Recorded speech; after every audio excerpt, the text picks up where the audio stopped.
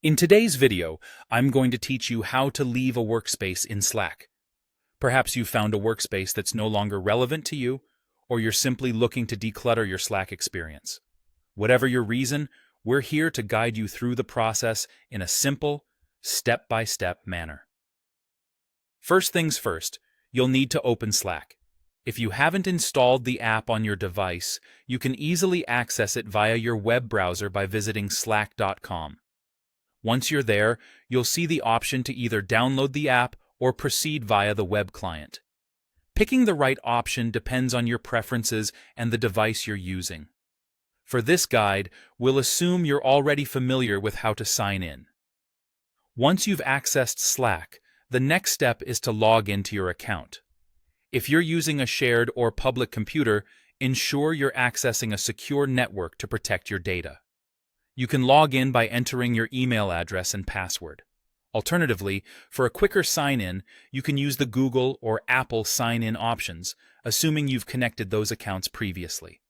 This often simplifies the process and saves you from remembering yet another password.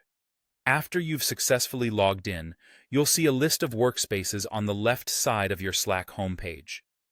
These represent different teams or organizations you're part of. Click on the workspace you're considering leaving. This will open up your dashboard for that specific workspace, displaying your active channels and conversations. Now, browse through the channels in the workspace. Whether it's the general discussions or a specific project conversation, identify the ones you'd like to leave. Click on the channel or conversation to bring it into focus. This helps Slack know exactly which space you're intending to exit. Once you're in the channel or conversation, navigate your eyes to the right part of your screen. Look for the ellipsis icon, commonly represented by 3 horizontal dots.